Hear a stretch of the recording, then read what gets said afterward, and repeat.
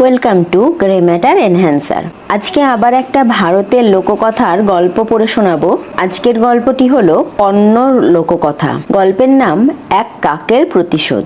শুরু করছি। মস্ত এক বটগাছের ডালে এক কাক পরিবার বাসা বেঁধে বাস করত। গাছের ফাঁপা গুঁড়ি বেয়ে একটা কালো সাপ উঠবেই, ডিম ফুটে কাকের ছানা বেরোলেই সেগুলো খাবে। এ তো বারবার হচ্ছে, কাকিনীরা সহ্য হয় না। সে কাককে ডেকে বলছে, এ হতভাগা সাপটা তো আমাদের সব ছানাগুলোকেই খেলো।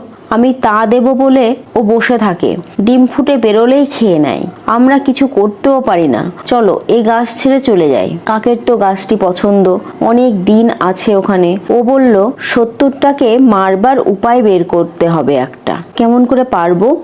আমরা তুচ্ছ কাক, ও এমন এক বিশাল সাপ। উপায় নিশ্চয় আছে। আমি হয়তো ছোট্ট আর কমজোর, কিন্তু আমার অনেক ধূর্ত বন্ধু আছে। এবার আর ওকে ছাড়ছি না। কাক গেল তার বন্ধু শিয়ালের কাছে। শিয়াল সব শুনে বলল, বদমাসটাকে দেখাচ্ছি আমরা। রাজা তার রানীদের নিয়ে যে ঝিলে স্নান করেন, সাঁতার কাটেন, সেখানে চলে যাও।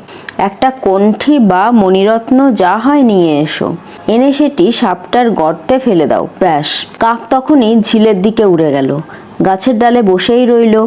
রাজা রানীদের নিয়ে এলেন, জামা কাপড় বদলালেন, সোনার হার আর মুক্তোর কণ্ঠিগুলো খুলে রাখলেন। তারপর নামলেন জলে। ওরা যখন জলে মাতামাতি করছেন, কাক একটা কণ্ঠি ছোঁ মেরে তুলে নিয়ে উড়ে চলল। রাজার চাকররা তো সবই দেখেছে। তারা লাঠি বল্লম সব তুলে কাককে তাড়া করলো। বটগাছের নিচে সাপের গর্ত। কাকটা তার মধ্যে কণ্ঠিটা ফেলে দিল। রাজার লোকজন গর্ত খুঁড়ে কালো সাপটাকে দেখলো। সেটাকে পিটিয়ে মারল ওরা।